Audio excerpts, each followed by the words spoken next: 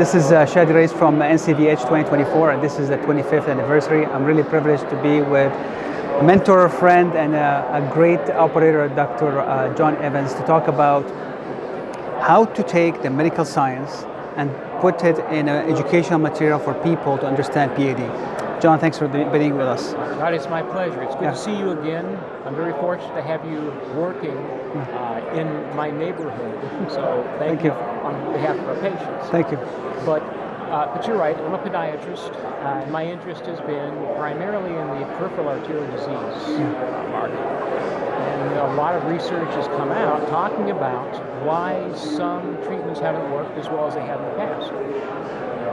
Research looking at amputations of patients when they've had an above knee versus a below knee amputation, and the histologic evaluation of their blood vessels, along looking at the different types of arteriosclerosis.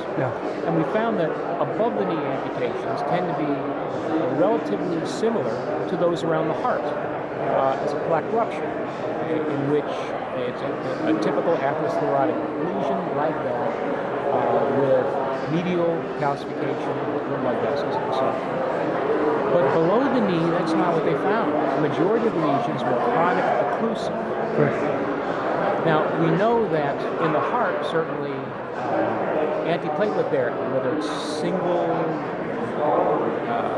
or multiple, has been quite effective in reducing MACE and male events.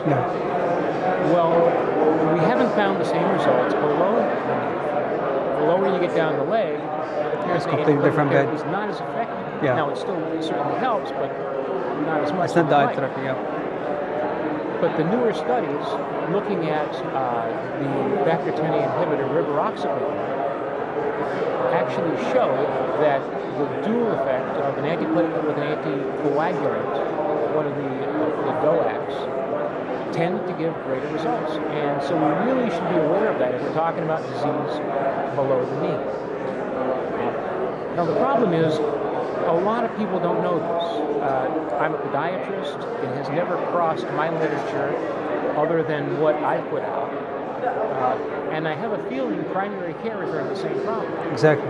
Because a lot of research has been published, certainly in the vascular literature and cardiology and IR literature. These are all well-known issues.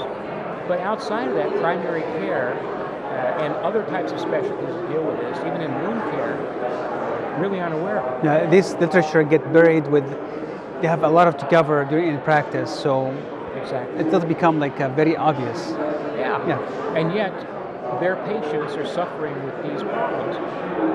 So one of the goals of my projects over the next year are to try to find ways of distilling this information that is well known in vascular and cardiology, and helping to find ways that can be disseminated into other primary care venues.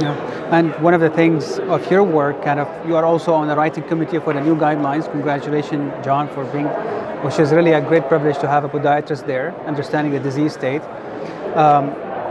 So going forward for these patients, awareness is very important. I keep hearing it again and again during the conference. How to manage this is important, but also post-management to prevent them coming back with more intervention is key. Absolutely.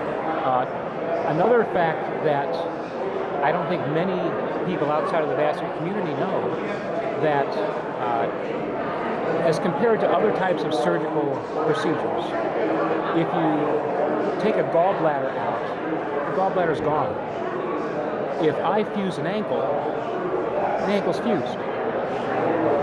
But that's not the same with vascular disease. I mean, it begins to develop really in your teen years, and we're seeing a high amount of young people with atherosclerotic changes, but it never gets better. At best, we can slow the process, possibly even stop it, but our goal is to really have our patients keep their legs and be able to be as active as possible. Absolutely. But if someone has ischemia to the level that they have to have an intervention, that it's necessary, they have a successful intervention, the patient and their family, and even a lot of their primary care people often think, okay, they're fixed. they're not. And in fact, the mere fact they've had an intervention increases the risk of having another acute limb ischemic event. Absolutely. 4 times. Wow. And it begins as soon as 1 year. So constant vigilance is right. These patients have to understand that they're not fixed, but they've got a limb, hopefully, and they're walking. And it just needs to be continuously watched. They need to follow up with their vascular team. The primary care people need to know this. The patient needs to understand, and maybe even more important, their family needs to understand. Absolutely. Because if someone has PAD to a certain degree, it's likely to be persistent throughout their lives, and you don't want to be blamed for having a successful outcome that the patient had a limb for 5 more years than they may have otherwise. It seems like it's a pretty important topic for us to understand. Well, John, thanks so much for summarizing, as you mentioned, the importance of learning the literature, educating the people who are the first line involved in these patients, and also how to manage them and refer them to the right specialist, and how to follow up on their management going forward. Chadi, it's a pleasure to be here, and I really want everyone out there to have a chance to look at the new AHA-ACC 2024 Peripheral Arterial Disease Guidelines that were published recently, because there's a number of eye-openers in there, and I think it will help our patients. Thank you, John, for your time. My pleasure. Watch these videos and others on NCVH YouTube channel. This is Chadi Alraies from New Orleans. This is 25th anniversary. Thank you.